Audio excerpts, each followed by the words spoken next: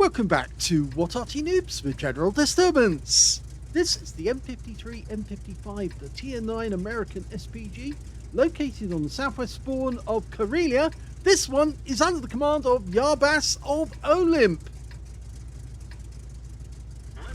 Well, yes, it's been a good day for him, but he's actually got a lot more replays that I haven't completed yet. They will get done eventually. Now, we've got two replays featuring Yarbas in the M53, M55. These ones came in from November of 2023. And so, yeah, I should have got them done at the time, but I had so many replays coming in, I had to delay them. Anyway, let's have a watch and see how he gets on. 203mm howitzer, well, it's basically an 8-inch howitzer, and it's capable of doing 900 alpha, and it will penetrate through 52mm of armor. Now, he's decided to aim to the elbow of the horseshoe, because normally there is a really good chance of hitting enemy tanks. Well, nobody actually went up onto the horseshoe, but we did spot both the M48 pattern and the Pershing, so we were able to get, well, rather Yarbas was able to get around and splash the Pershing. There was a moment's hesitation, he would have got a direct hit, but it ended up just being a splash, but it was a good one. And he did pick up stun assist as well, so he's off to a flying start. Now, it's a tier 10 game with tier 8 tanks in it, so he's right in the middle. He will get extra XP if he does hit the enemy tier 9s and, well, the tier 10s, to say the least. Okay, over in the middle of the map, an ELC got spotted by our ELC and has been taken out of the game. Okay, M103, tier 9 American heavy. We've got a red line. That means that something is obstructing the field of fire, and it's probably that rock there.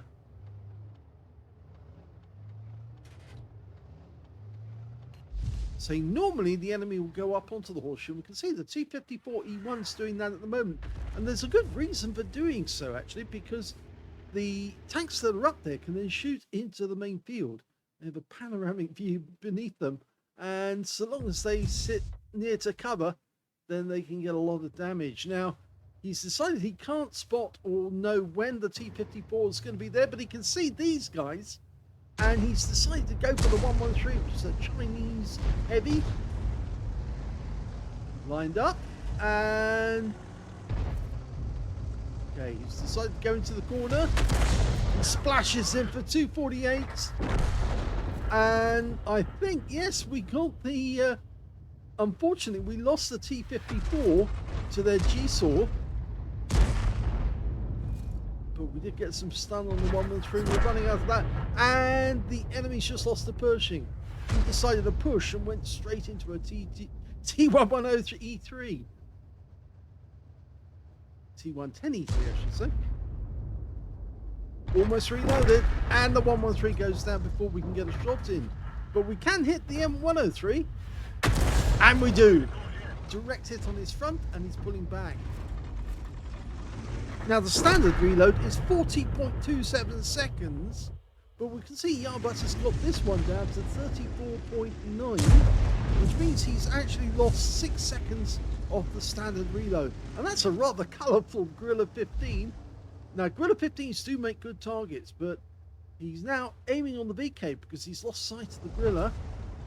Gorillas make fantastic targets because they've got virtually no armour, they're open, so which means that if they get hit, they normally lose crew. And our T-54 at the moment is actually providing the spot, and we managed to stun both of them. I don't think the Gorilla 15 can get out of that spot until the VK actually moves out the way. Okay, the next shot should be right on target, and if it does, he might get a penetrating shot.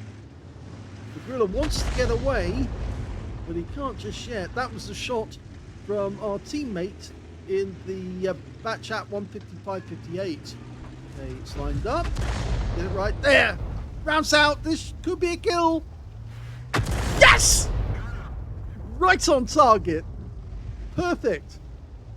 they do make a nice bang when they go up, almost as good as seeing a wheelie tumble after it's been hit.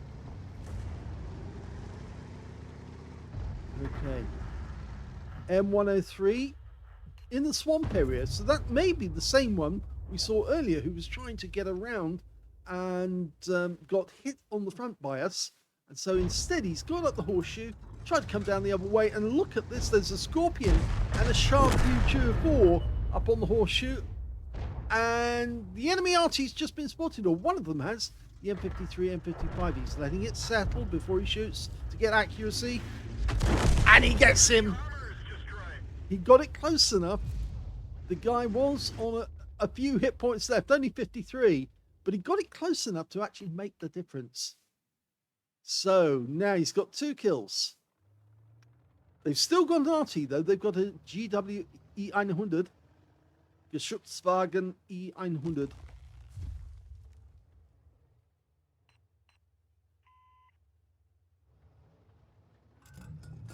Okay.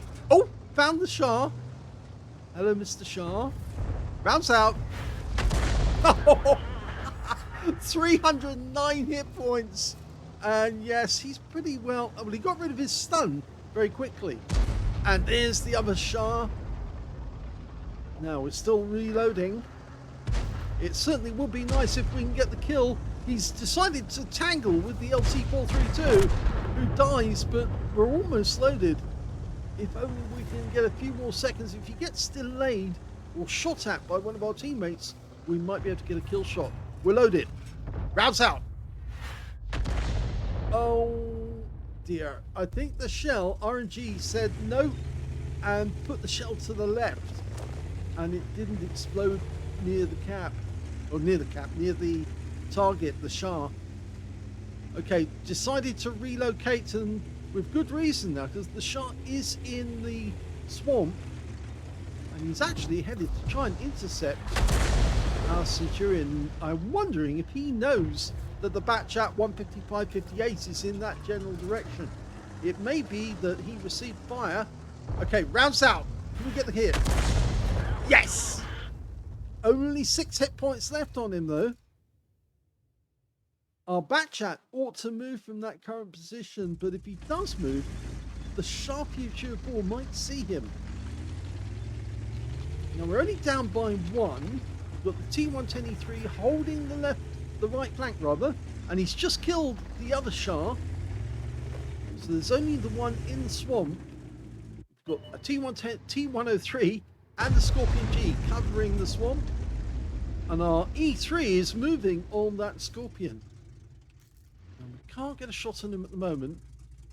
We're trying to from this direction, but the problem is if we do fire from that position, there's a possibility the Sharp might see where we are. But the good news is the Batchat 155-58 has decided to return to our cap. Let's hope he doesn't get spotted.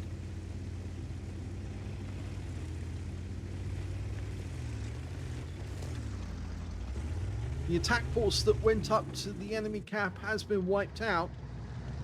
As you can see, there's the wrecks of quite a few tanks up there who tried to get into the enemy cap area.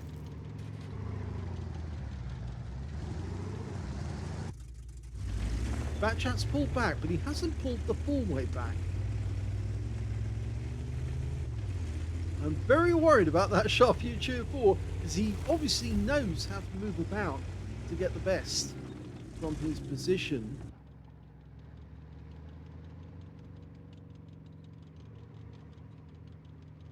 And oh dear, this is not what we want to see. The G-Saw, and I think he's probably seen our Batchat, and he's probably lining up a shot.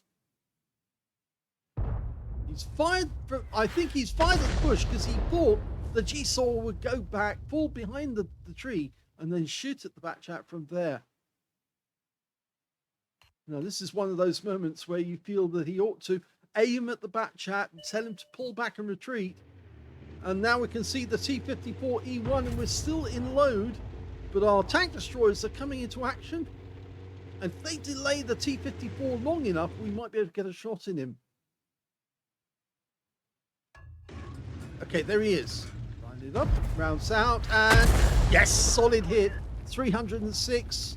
Plenty of stun. He's going to hug the rock as much as he can, trying to avoid another shot. Oh! This time round, yes, one of the tank destroyers hit him instead.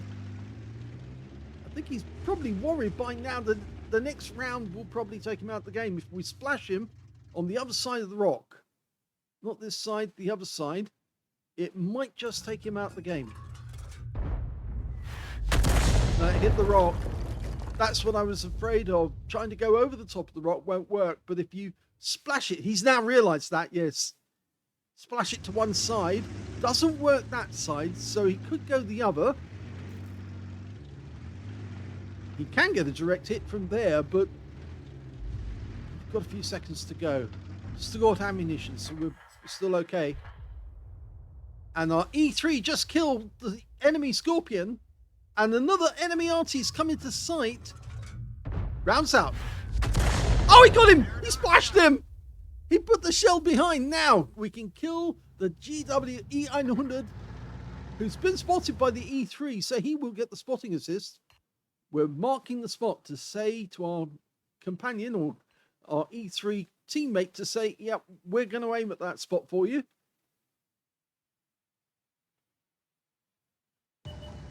And he's still there. We get a direct hit. This could be terminal for that GW. Oh, and he just got hit by the batch at 155-58. So now he's a one shot, and he got him. So that's a counter battery fire medal. Change position, but he doesn't need to now. He's just doing it to actually protect himself from the Shure or the G-Saw. That's all that's left on the enemy team. G-Saw suddenly come into sight again, and he didn't try to fire on our Batchat.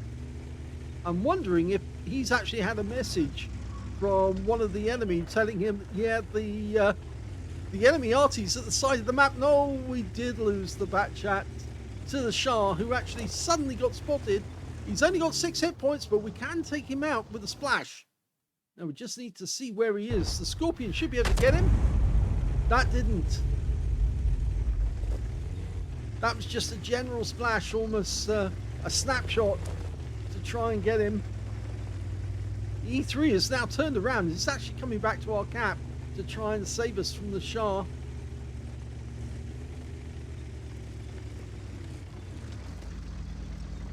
Now the ground to our left will actually protect us from the G-Saw if he makes a move. Ah, the Scorpion is taking fire from the Shure. Where is he? He must be close. Where did he go? No sixth sense gone off yet, so we haven't been spotted. We're right at the back of the cap, and there he is! He's in sight! Splash! Yeah! Another kill! That's 5 for Yarbaz! One more, he gets a top gun. It's just the G-Saws left. Now, the E3 is not going to be going over there rather quickly at all. Your assistance has been requested. And he's requested the platoon with the E3. Now, if they do get the kill on the G-Saw, that means at least they'll get a Brothers in Arms as well. It would be nice to get the Top Gun. And that will be 11 kills, but no chance of actually getting... Oh, no! The E3 got wiped out by the G-Saw. Now, we can splash him from there, but we probably won't kill him. It's a possibility. It's wounded him. That's definitely wounded him. And the Scorpion's moving up to get the kill. Sad that we've lost the Brothers in Arms. I think the E3 may have got overconfident. And the G-Saw, well, does have a 105mm gun, so it is quite capable. G-Saw could also move away from that spot fairly quickly, but he's been spotted. Oh no! Oh no! We've lost the Scorpion as well. Now it's up to Yarbaz to win the game for his team, as Arty always does it. Well, seems to do. We're the ones who tend to get the win when the rest of the team fail. Well, it looks like it's going to be a draw. because I can't see the G-Saw finding Yarbaz before the clock runs out. And Yarbaz has decided to vacate the cap area and get behind some cover. At least that way it'll secure the draw. And that's it. I'm afraid the game's over and it's a draw. Well, somebody characterized the draw as being like kissing your sister, not another girl. So it's not really fair, but it is true that is what it's like. We can see that Yarbaz managed to get a fighter in that game for getting 5 kills. He also got a counter battery fire medal because he took out both enemy SPGs.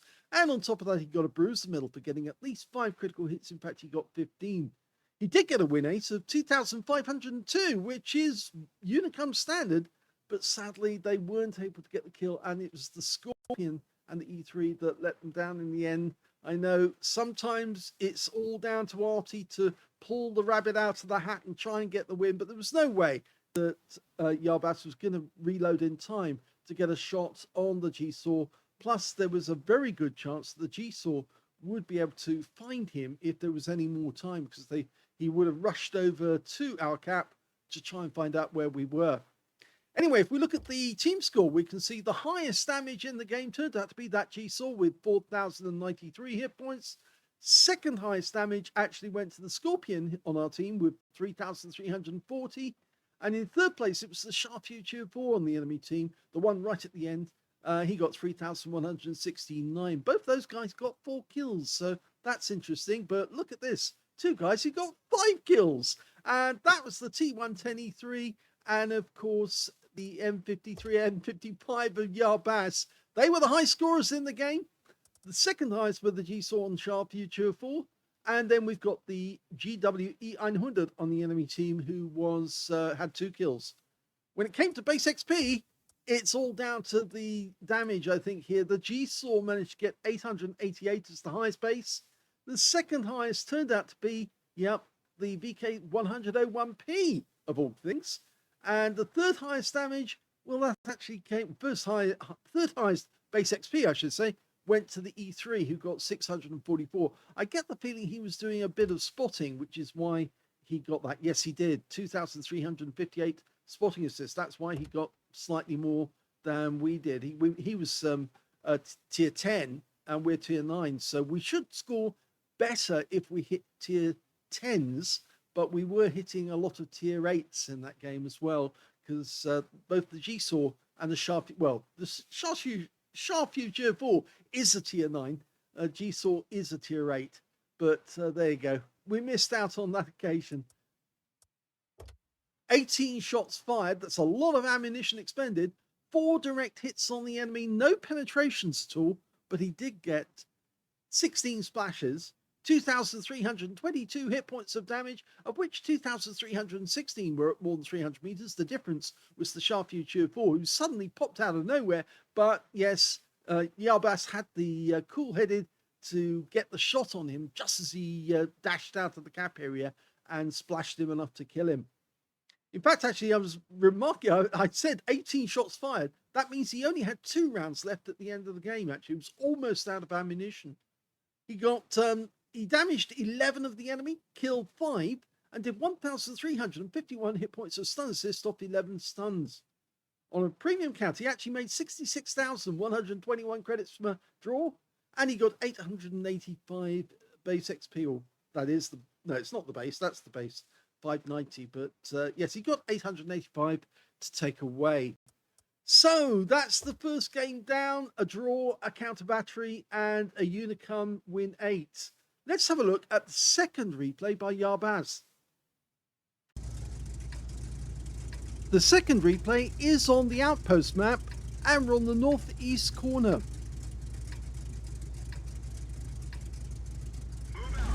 Game on.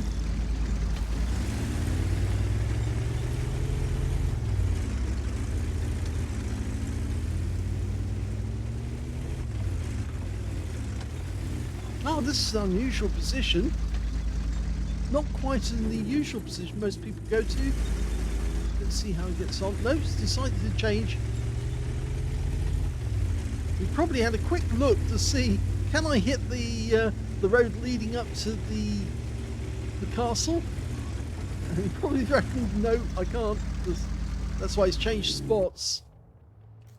Oh, good. Okay, enemy tanks in sight. And we can see where the enemy Arty is as well, because we just spotted the tracer, but he's got an object 140. Okay. Rounds out. Oh. Well, 16 hit points from Splash. It's a start.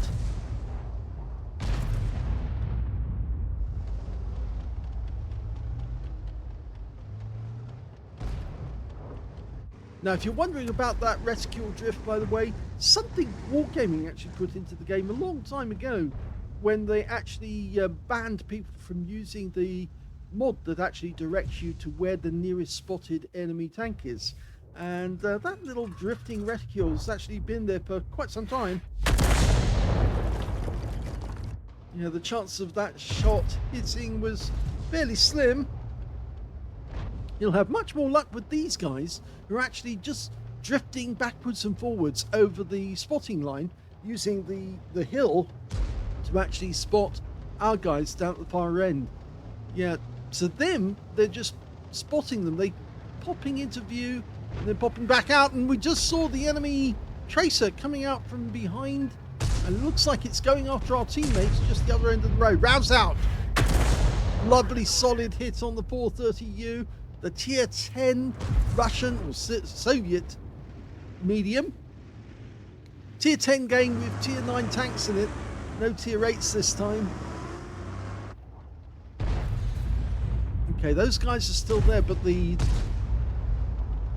430U's decided he doesn't particularly like this spot and he's moved off, and I think the T30 is joining him.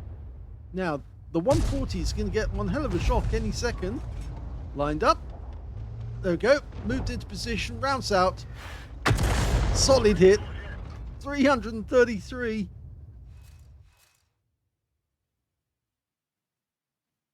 Unless you stay at the very edge of the rock, you can't get back in time to avoid taking fire. If you sit up there in the middle, you're going to get hit and you're going to lose hit points. The 430... Now, are there more than one 430? No, that is the only one. So that's the one we hit. And he's now taken up position next to the water. Well, time to splash him. Rounds out. 113. Why do I think he actually used his repair kit to get moving again after that hit? He did seem to sort of hesitate in the water after he got hit. Oh, but the Super Conqueror and Tortoise have decided to push on our 277. He's having to fall back. And I've noticed the enemy tanks are actually going around the east side or the north side of the castle now. Solid hit there on the Tortoise. Tracked him, and he didn't like it, so he pulled back. You can see where the shell hit the tracks low down.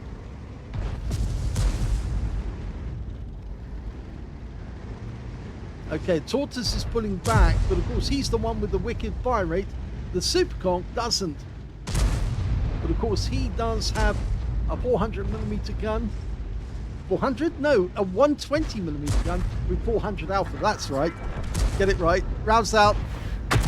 Solid hit on the Tortoise again. 348. He's down to 10 hit points, that Superconch. Next shot is going to take him out of the game. Question is, do we do it or do we leave it to one of our teammates? The 277 has come around behind and I think he's about to take out the Superconch. Yes, he does.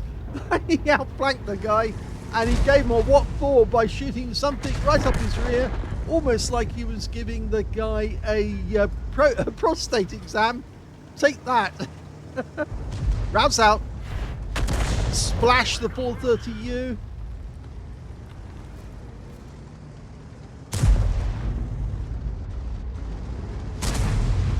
Oh, our E4 just met their 430. Yes, that's where they went. They went round the north side of the castle. And they do have a vehicle, an EBR 105. inside the castle grounds, but he must have got there some time ago. We might be able to get a shot on this 430 if he comes back in our direction, but it looks like he's now trying to push on the Conqueror. We could still get a direct hit on him. Rounds out. Oh, yes! Now, it did splash our teammate, but wow, what a hit. It went over the top of our teammate in the Conqueror and wiped out the 430U who's harassing him at that moment. That was pretty final. Okay, who's on this side? Well, there's a lot of enemy tanks, but they all got stalled on the hill.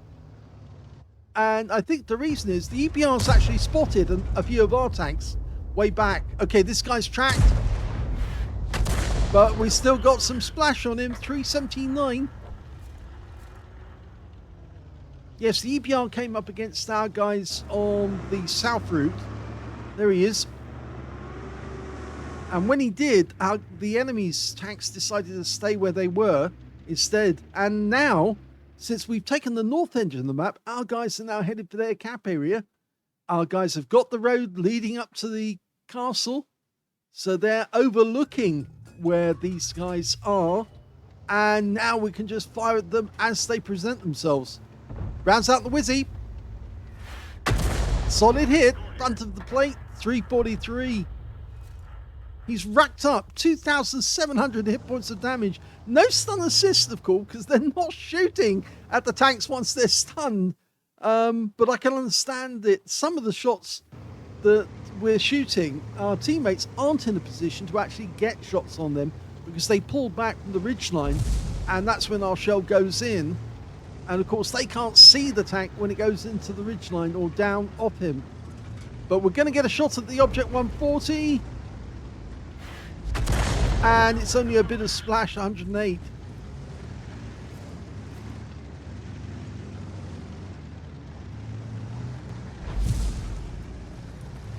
I reckon he got warning that a shell was inbound, and that's why he decided to move all the way forward.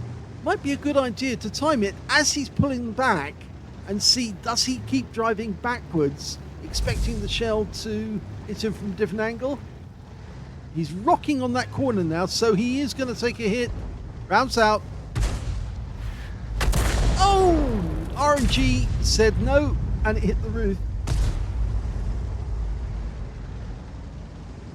I may have mentioned this before, but I do believe Wargaming could do a lot for the game if they were to enable us to destroy scenery, fixed scenery in the game, much like they do with the surprise moments that you get now with the air raids knocking down buildings. If we were able to knock down houses which were solid houses, then we could deplete the enemy's cover and even change the scenery a little. I'm not sure they can do that, but it certainly would make the game interesting if you could keep blasting at a wall to knock the wall down or knock the factory down that enemy tanks are in and let it crumble on top of them. That was a good shot. I think he splashed the TNH. Okay, Progetto's desperately trying to get out of that lake area. Okay, Kamppanzer die, who doesn't last long. TNH is still trying to hide there. Now, he's probably going to be less mobile than the 430. Was it the 430? Or no, it's the 140, wasn't it?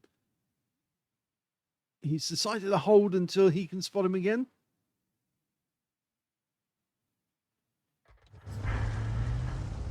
Progetto trying to take the road to the castle.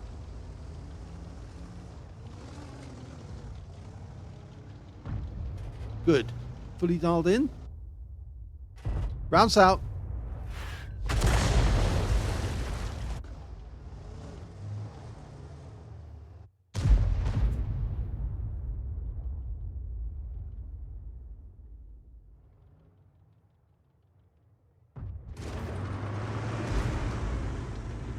Ooh, that was very tempting, that to hit a Conway when he's overextended.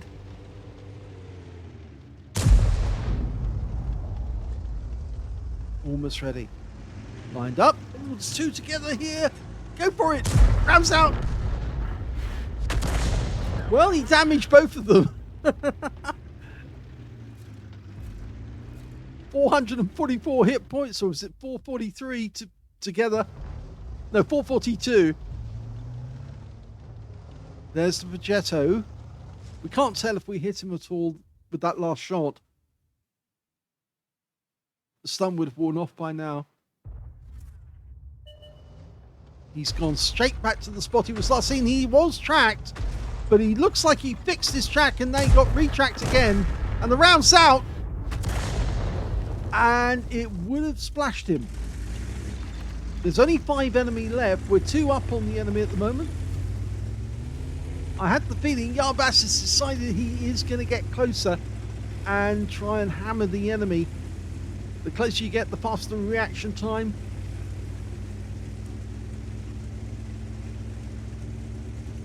Tank drivers always expect Arty to stay in the same position all game long. But no, we do move about to avoid counter battery, but the really good Arty players do also try to get closer to the enemy towards the end of the game. Strategically, it makes sense because, of course, the faster the reaction time, the more likely you're going to catch the enemy with a lovely shot. And, of course, you're closer to the cap area, which enables you to start capping. We can't cap at the moment because 2 of the enemy tanks are just too close. Okay. This should be a good position. We might get a shot on the Progetto. It looks like he's trapped in there because the Leopard 1, the Leopard prototype is actually blocking him in. If he pulls out, he's like to get spotted. Conway, 1 shot. Before we shot, so he actually saved that shell, and now he can go looking for the Progetto 65.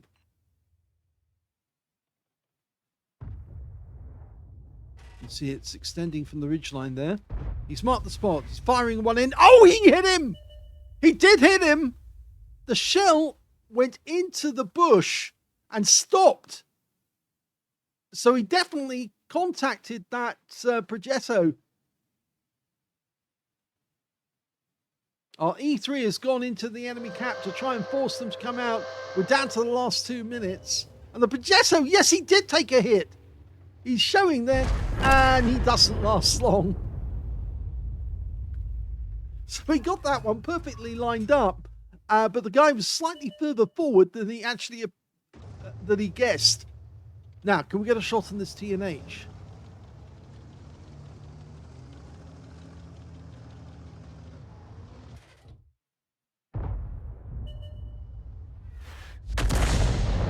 Well, that might have... Yes, he did stun him, but he didn't splash him.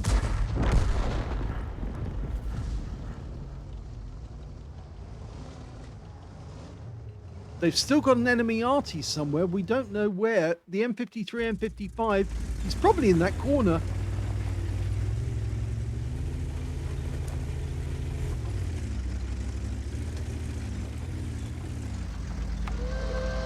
Into the last minute.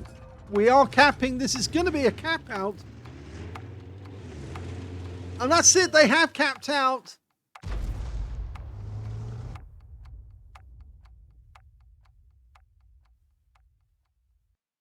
Here's the end of battle stats, and that was the second-class tanker for Yarbas of OLIMP in the M53, M55. He got a Bruiser medal for getting at least 5 critical hits. In fact, he got 12, and he got a Gauze medal for doing more damage, exceeding 8 times the hit points for his own vehicle. And his win rate from that game was 4,033, which is Super Unicum standard. Couldn't get those last tanks because they were being very, very defensive, and it was becoming increasingly difficult to get near them, because if you did try, you would get wiped out. And even though Yarbas changed position to get closer shots on the enemy, he just wasn't able to get any more until they ran out on the cap. They decided to put 3 in the cap to make it end early. Now, if you think you've seen this replay before, you might be right, actually, because it was only towards the end of the game that I suddenly realized that Yarbas was playing a game that he appears to have sent me some other time. And I think he may have mistakenly sent it in twice, and I didn't spot that. I saw 2 replays which featured the M53, M55, and I don't know if I saw the previous one, but yes, this one appears to have appeared twice, and therefore I think I've just made a replay featuring a replay you've already. I've made a video rather featuring a replay that you've already seen. Even so, it was a good game, and he did get a Gauze medal out of it. Let's have a look at team score. Well, the highest damage in that game actually went to the E3 on our team, who got an Invader medal and 3,807 hit points of damage, so he must have been the one who was capping the most. Second highest damage went to Yarbas with 3,719, and the third highest damage, well, that went to the T95 with 3,245. When it came to kills, it was the T95 did the best with 4 kills. 2 kills went to the Leopard prototype on our team, and on the enemy team, their TNHT Viz 51 managed to get 2 kills. Yarbas only got the 1. When it came to base XP, actually, did I mention? Yes, I did mention him because he got the second highest damage. When it came to base XP, we can see he's actually in 5th place because the high scorer was the Cobra, 961, then 915 for the T95, 871 for the E3, 860 for the 277, who also got a Spartan, cool-headed and steel wool. And then finally, we've got Yarbas getting 834, and of course, getting his Gauze medal. And the M55 got a Confederate out of that one with 728 because he didn't get any kills, but he did spread his love all around the battlefield. 19 shots fired, so 1 round left at the end of the game. 7 enemy vehicles directly hit, no penetrations though, 19 splash. Damage of 3,719 hit points, all of it at more than 300 meters. Damage 9 of the enemy, kill 1. So he must have just missed out on the Confederate, because I seem to recall the Confederate actually went to the M55. So what's his stats? 7 and 0. Oh, no, there must be another reason why, because he's got a 7 and 0, whilst Yarbas has actually got 8 difference. He's got 9 and 1. Isn't that unusual? I have to look into that because that's an 8 difference. That should be to 7 difference. So he should have got a Confederate medal as well. He got 17 stuns, but no stun assists. I did mention that during the battle. I think that most of the shots he fired, when he stunned an enemy tank, they were just out of sight of his teammates, and therefore he couldn't do any damage. In fact, the only one that was actually in sight of the enemy at the time when he hit him was the Object 430U, and the shell went right over the top of our teammate, slammed into the enemy and killed him before he could do any more damage. He did earn 6,539 credits profit from the game, and he also picked up 3,753 XP, so at least it wasn't a total loss. He did make something out of the game. I hope you enjoyed that replay and the one that came previously, the one on Karelia. If you did, please give the video a like, do subscribe to our channel, leave a little comment down below because it feeds the algorithm, and thank you for watching.